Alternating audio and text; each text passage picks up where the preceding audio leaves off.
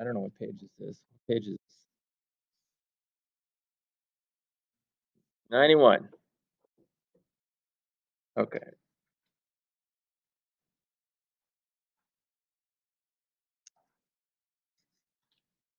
Page 91. So we just went over all this.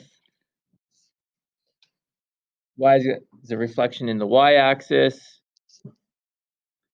It changes the x values. Negative f of x, reflection in the x-axis, changes the y values.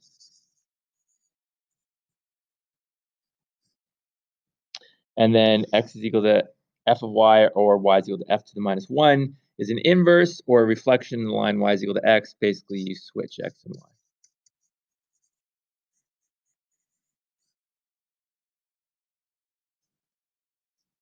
Okay. So now they're giving us the equation. They're telling us to do something. They want to know what the new equation is. So we have y is equal to x squared. What type of graph is that? Parabola, yes. If we reflect in the line y is equal to x, what type of transformation is that? Which one of those three, of these three? It's an inverse. So we know this is an inverse. How do you do the inverse to get the equation? Switch the xy. So we just switch the xy. How do you solve this?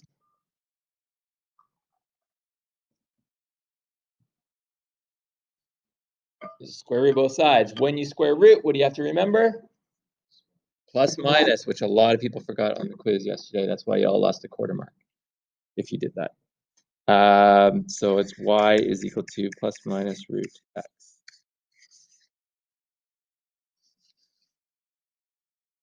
All right. Y is equal to 10 to the power of x. We're doing a reflection in the y-axis. So the y-axis is this guy. We're reflecting across there. So what values are we changing? X or y? We're changing the x values. It's that reflection, f of minus x, or negative x, sorry. Whatever is in the brackets goes where in the function? In for x. So this new function is now y is equal to 10 to the power of negative x. You could leave it like that. How would you write it with a positive exponent?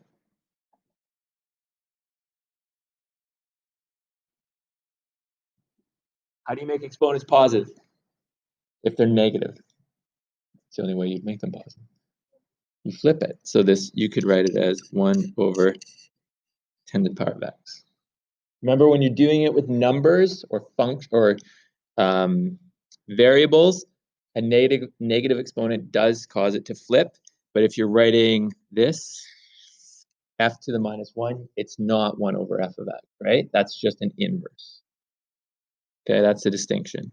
So I don't care which answer you give me. If I was asking you that on a quiz or a test, I don't care. If it was a multiple choice question, I would probably give your choices this. You just have to be aware of it. You can flip it to that. All right, y is equal to negative root x after reflection in the x-axis. So what values are we changing if we go over the x-axis? The y values. Here's the x-axis. We're going this way, right? So we're changing the y values. So that is, we're doing this reflection, negative f of x. So all you do is put a negative in front of the whole thing. Negative root x.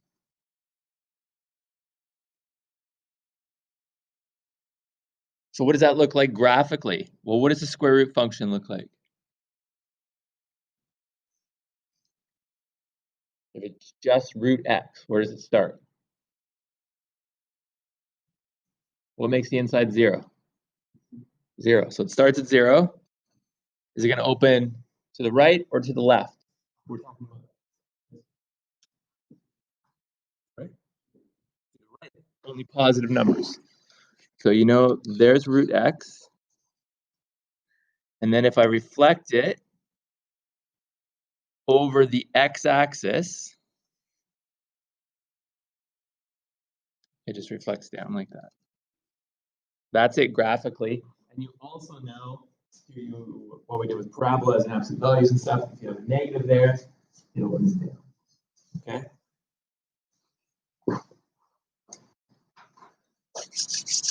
All right. Last little bit. Tell me what we did.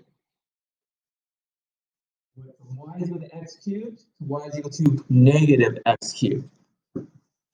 What have we done? What type of reflection have we done? Negative f of x, or have we done an inverse? Have we done an inverse? No. Right? Because it'd be some sort of weird thing happening there, right? If we did an inverse on this, you would switch them, and then you'd have to cube root both sides, right? So you're getting the cube root of x. So we didn't do that. So it's one of these two. One. Negative f of x. So if I go negative f of x, you're just putting a negative right in front of it, and you're done, right? This is a special function, though, because you can do the other one and get the same value. So most functions are not like this. Or you could do this.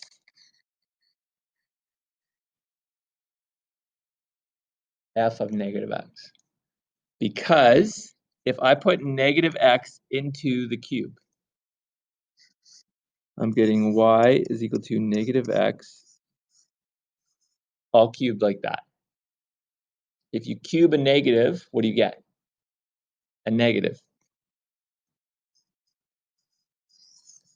So it turns out to be the exact same thing. That's a rarity. And I know we haven't looked at graphs of cubics. We do that later on. But a cubic, this graph in particular, looks like this. So you can see if I flip it that way, I flip it over the y-axis, I get that, right? And if I flip it up, the purple one, I get the exact same thing. So it's got symmetry. And if you take calculus, you'll hear me say that a lot in this class. If you take calculus, you'll learn this is called an odd function. Not because it's different, because odd means it has properties. There's even and odd functions. Yeah. Anyway. All right. Next one. B. What have we done? We went from y is equal to 2 to the power of x to x is equal to 2 to the power of y. Inverse. The x and y is switched. Inverse. So final one. Y is equal to sine x. So y is equal to sine negative x.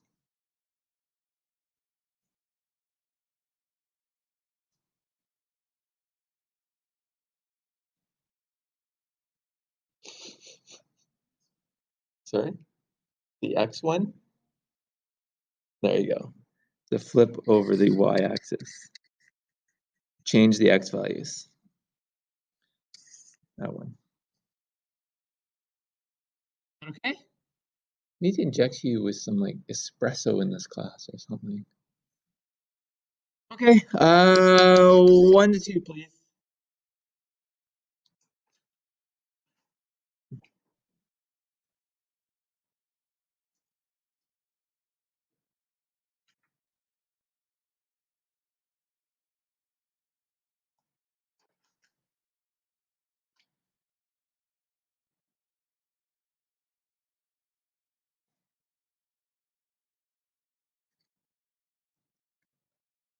So write an equation which represents 3f of x. Basically, it's just your function, which is this root 4 minus x squared.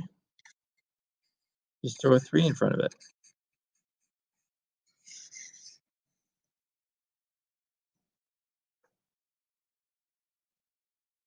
And when it was -1, we multiplied all the y values by -1. In this case, we're just going to multiply all the y values by 3.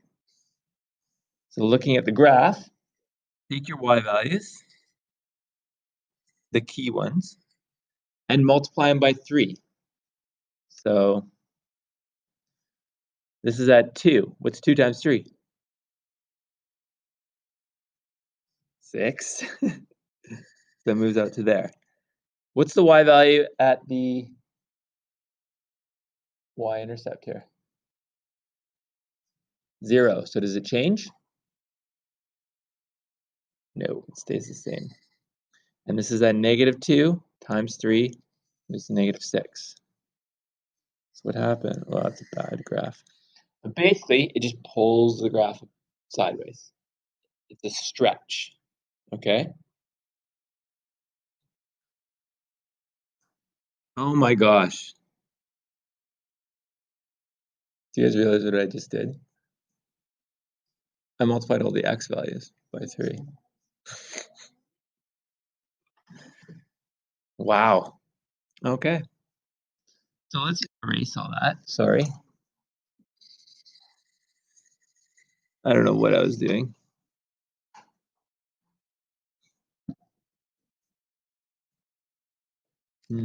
Okay, let's write this down. So apparently I am not good in the morning. Multiply y values by 3. Okay, sorry about that. And you know what this crazy thing is? I actually have a key that I made earlier right in front of me. So I should probably look at that. All right, let's multiply the y values by 3. That is 2. We're going to multiply by 3, so we go to 6. There we go. Wow. What about these? What are the y values at those points? Those stay the same. Those are 0, right? Because they're not up and down. So the new graph looks like that. It's a vertical expansion. You basically just pulled the graph up.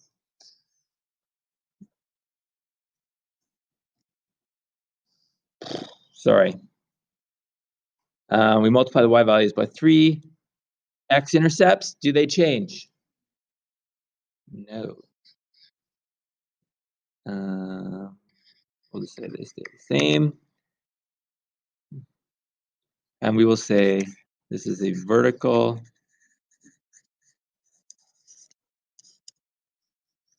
expansion by 3.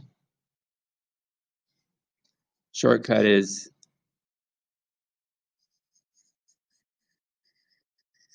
multiply y values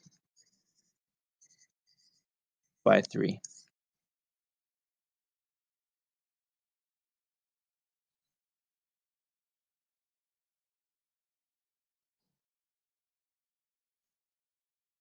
Okay. So if 3 caused our graph to expand vertically, what if I put a half in front of it? What's that going to do you think? It's going to push it down, right? Because we're going to multiply all our y values by half. Whatever this a value is, that's what you multiply the y values by. So on this graph, that's at 2. We multiply by half, we get 1. X-intercepts will stay the same. So the new graph is that.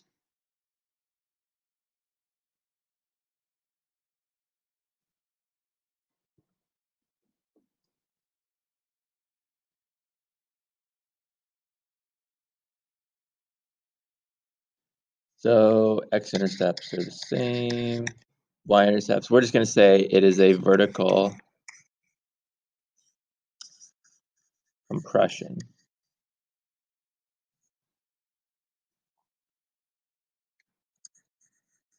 Multiply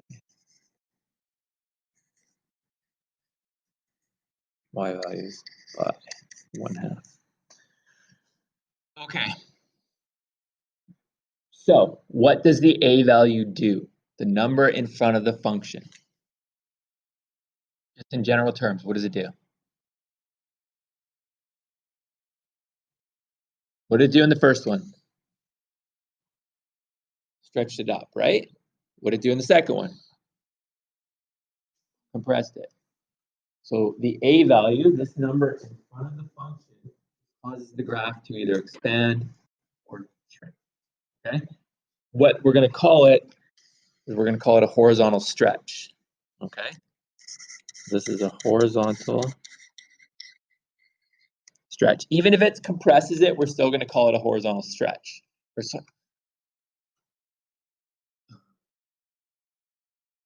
What mistake did I make here?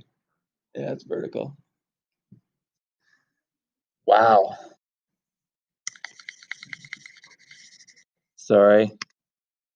Apparently my brain is not working. Vertical stretch. Jeez. Now we could say about the axis that doesn't change, we'd say the x-axis. I don't care about that. If you say vertical stretch, I'm happy. And it's by a factor of a. Whatever a is, that's what you multiply by. So on a test or something, if I asked you to say what it is, you don't have to write vertical stretch every time. You can just say VS, and I'll know. You can write it out if you want, but you just say VS by 2, I'm happy. Say VS by 1/2, I'm happy.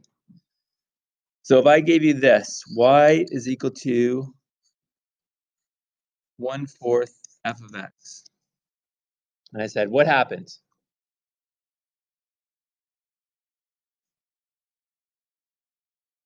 Yeah, but you can just say a VS by 1/4. That's all I have to say. Or compression by 1/4. They mean the same thing. Okay, that's all you have to do. All right, that's A. Are there any questions other than me screwing up everything in that bit? Is everybody clear on that now? Even with all my mistakes. All right, flip the page. Now we look at B, which is inside with the X. So if it's inside with the X, what is it going to do? What values is it going to change, do you think? The X values. So we have the same graph, root 4 minus x squared. We're going to put a 4 inside, 4f, f of 4x. Now, we're going to generate the equation first before we do the graph. So, where does this 4x go? In for x. So we get the root of 4 minus 4x all squared. What is 4x all squared? 16x squared. Okay, this is our new equation. What do you think is going to happen?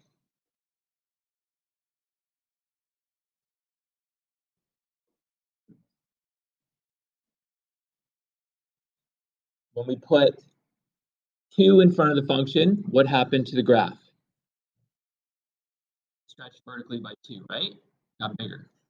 We're putting 4x into the function. What do you think is going to happen? Horizontally, right? Let's see. So here's our function. All right. The new equation was, what was it? Root 4 minus 16x squared. So if I put 16 in there, there we go. And I put a 16 in, what happened to the graph? It shrunk. All right. So even though we put a 4 in, instead of expanding this way, it shrunk down. Okay. The B value is the one that messes kids up because it's the reverse of what you think it is. So what happens to this graph is If that's at 2, we're essentially multiplying all values by a quarter. Okay, it's the reciprocal. So if it's at 2, what's a quarter times 2? 1/4 times 2. Do you remember our fractions? It's 2/4, which is a half, right? So this point goes from 2 to a half, -2 to a half. The y-intercept stays the same because it has an x value of 0. So the new graph is been shrunk.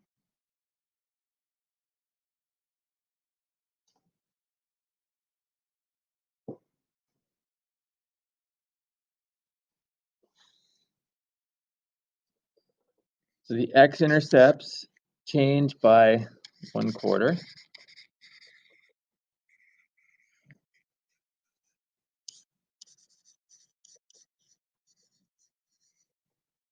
Multiply your x values by 1/4. And the y-intercept stays the same because it has an x value of 0.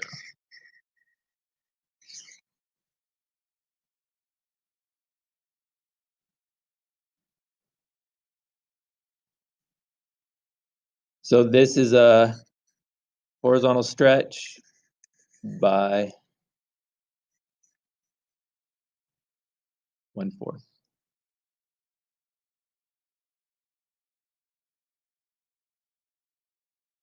Because it got smaller.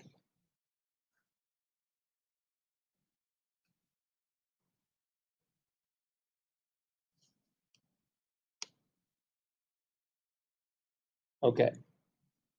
So when we put 4 in, how's the graph get smaller? What if we put a fraction in, 1/3, or a number less than 1? What do you think it's going to do? It's going to expand it by what factor? Do you think? Sorry? 3. Yeah, it's the reciprocal of that. So basically, you're going to take your x-intercepts. Now you're going to multiply them by 3, and that's going to move to 6, -6. So the new graph looks like that. So it's a horizontal stretch by 3, which is multiply x values by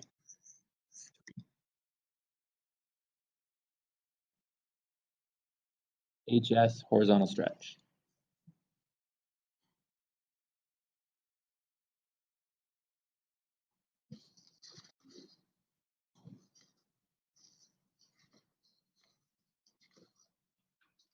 All right. Okay, let's summarize this at the bottom here. So f of bx results in a horizontal stretch. We've already talked about that. About the y-axis, the axis that doesn't change. And this is the key, by a factor of 1/b. Whatever your b value is, essentially you flip it, that's what you multiply by. So if I get said y is equal to f of 2/3 x.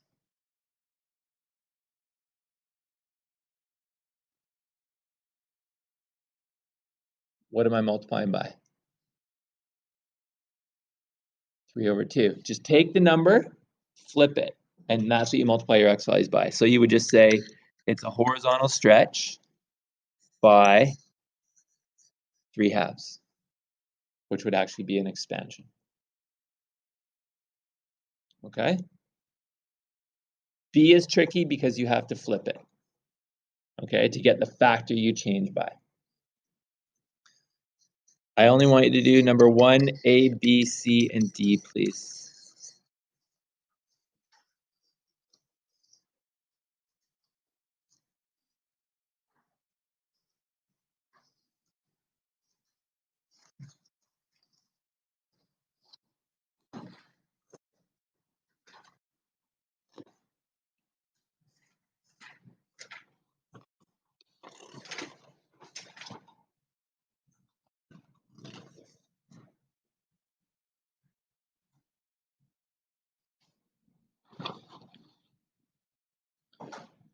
So when they say write a replacement, they're just saying write it like this. So let's do the first one together. If they say, come on.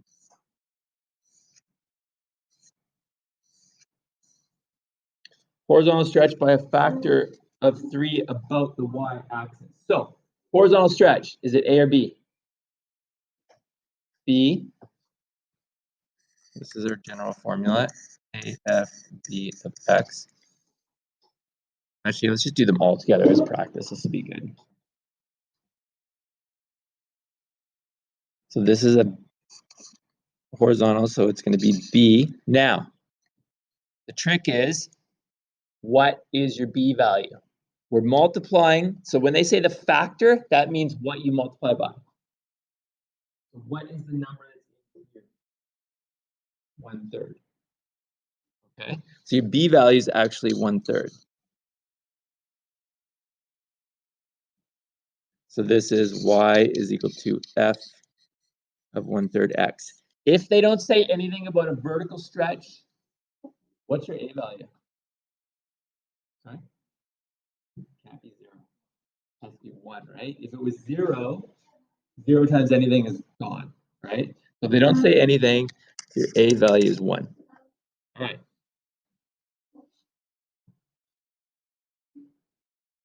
Vertical stretch by a factor of 6. An A or B? A. Do you have to flip A? Do anything with it?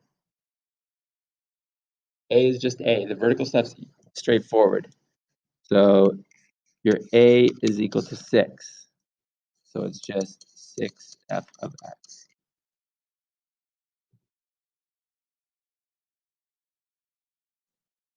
And C, horizontal stretch by a factor of 5/7. So what's your B value?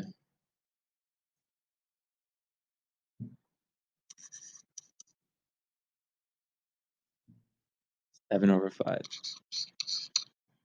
So it's f 7 over 5x.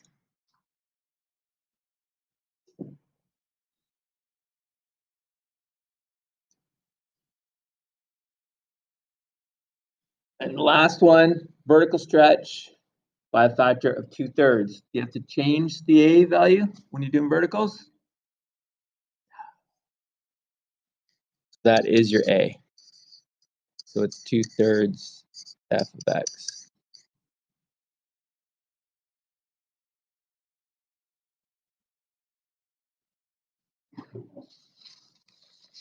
All right. Are there any questions about that stuff? The B's can get kind of confusing. We're just going to practice this. So we're going to go back to page something. And I realize I'm doing a lot of talking here. I will try to limit it. This lesson is a lot of theory though, so my apologies.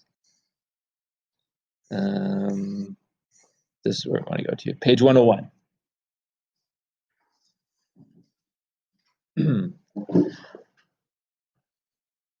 So now we have a negative A value, and it's -3. So when we had negative -1, what did it do?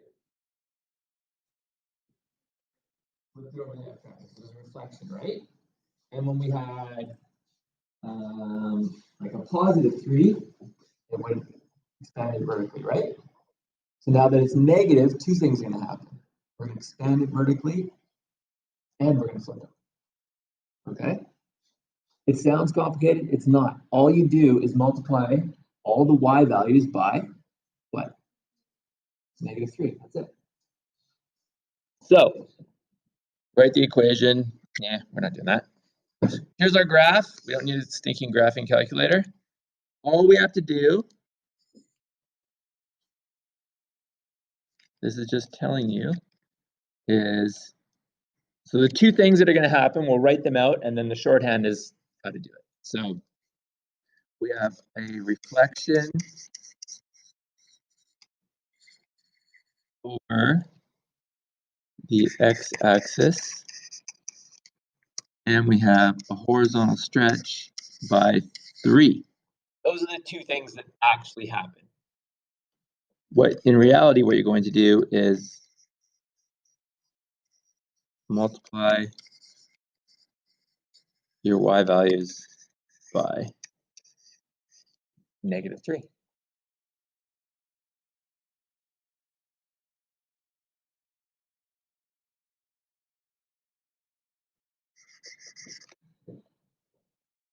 I don't know why I keep writing that, but thank you for catching me. Vertical stretch. Taught this stuff like 15 years. You think I would straighten out vertical and horizontal by now. All right. So multiply your y values by 3. So here's the graph. Okay, what points won't change? X-intercepts. So we can just mark them. They all stay the same. And now we just multiply our y values by 3, -3. So if that's at 8 times -3 goes to -24.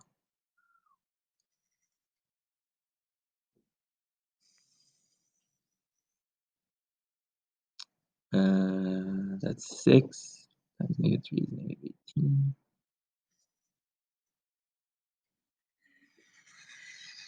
And I connect them as I do it, but you don't have to. -4 times -3 is 20.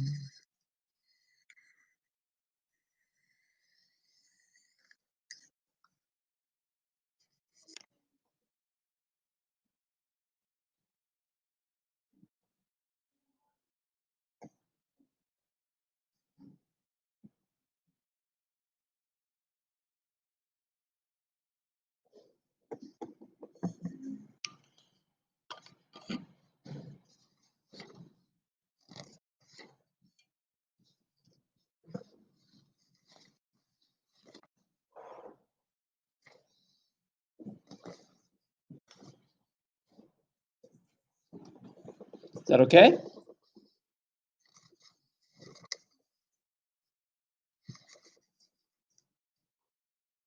Any questions about that?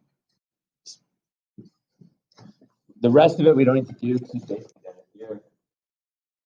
Reflected it, so we flipped it, and then we stretched it. But in reality, just multiply y values by -3 and it incorporates all of that into a single step. Okay, we're gonna do a horizontal one, and then I'm gonna give you some practice questions because I've done way too much talking this morning. All right. Here's our graph. Page 102. F of -1/3. So let's talk about what is going to happen. Then we'll do it. So as soon as you see a negative, that's going to cause a reflection, right? Over what axis?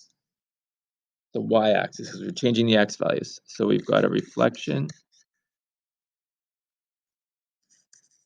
over the y-axis. And what? Horizontal stretch. I can actually say horizontal right now. By what factor?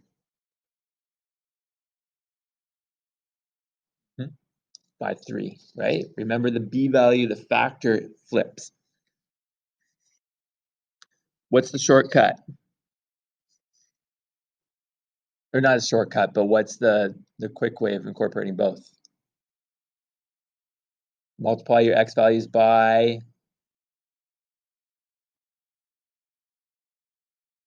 -3. Okay.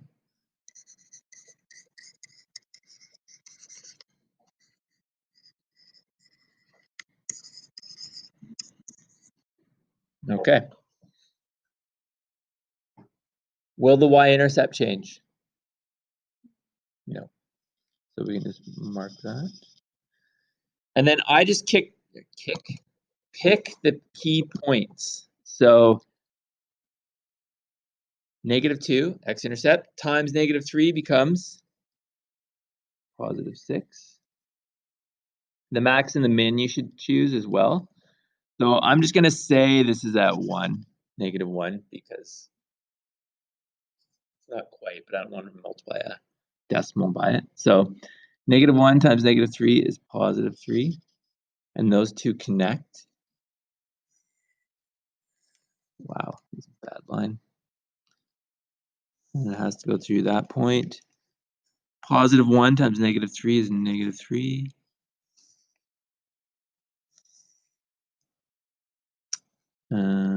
3 times, oh, sorry, the minimum is 2 times -3 is -6.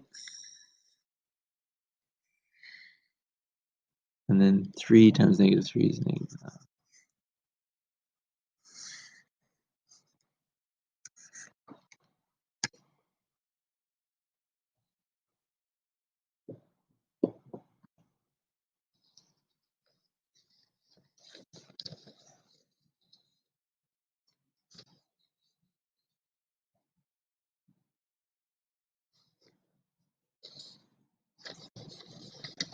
How's that? I mean, it looks weird, but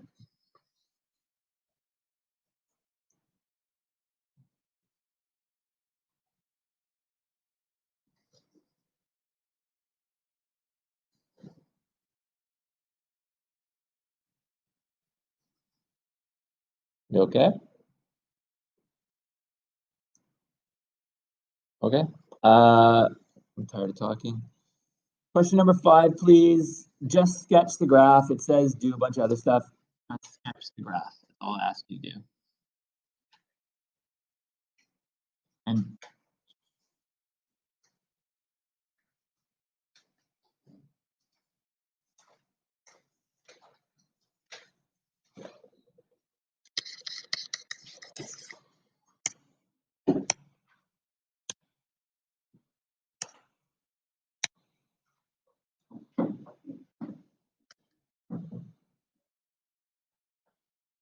the next lesson is fairly short, and then we can start combining functions or combining all these things together. So this sort of summarizes what we have so far. We have, this is our equation, y is equal to AF of BX. A is vertical stretches. If it's greater than 0, it's an expansion. If it's less than 0, it's going to be a compression, but you can just say a vertical stretch, VS by A. That's the key part here. The A value doesn't change, all right? You just multiply by whatever the A value is. The B value is the one that's tricky. Your factor, or what you multiply by, is always 1 over B. Okay, that's the only sort of trick in transformations, is the B value. It's a reciprocal factor. All right, so now we're going to generate a function with A and B after, if I give you a description of what you've done. So we've done a horizontal stretch by a factor of 6. Is that going to be an A or a B value? B. Now, if I say by a factor of, that's what you're multiplying by. So what is the B value? What number is in the function? 1 over 6. So your B value is actually 1 over 6. So on a test, if I say, if I say this question, you've done a horizontal stretch by a factor of 6. What is B? You say B is 1/6. Okay, that's what's in the function. So, and if I don't say anything about vertical, we just know it's 1. We don't have to write it in. I'm just doing that for completeness. And then just plug it into this little formula here, AFBX. So it just turns into F of 1/6 X.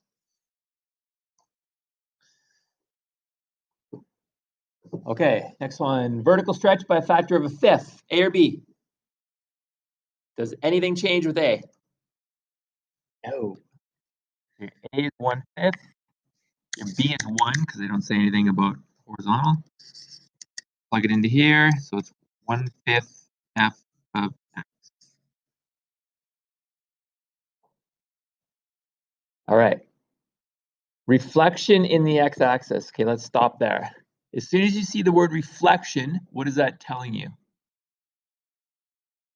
One of the numbers has to be negative, right? Which number? So it's a reflection in the x-axis. So here's the x-axis, it's the horizontal axis, and we're going this way, right? So what number has to be negative, A or B? A has to be negative because it's changing the y values. Okay. So you know A is going to be negative. So the rest of the sentence, and a vertical stretch by a factor of 3. So what's my A value? Negative 3. So it's y is equal to negative 3 f of x.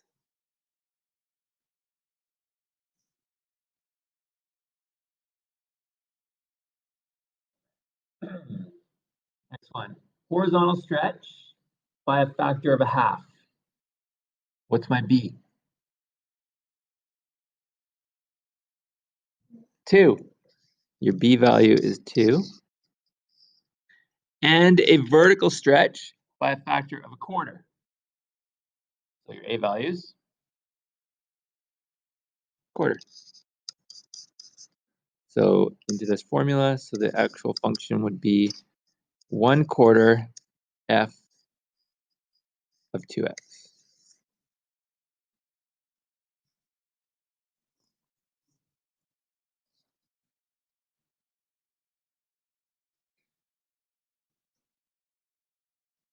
Is that okay?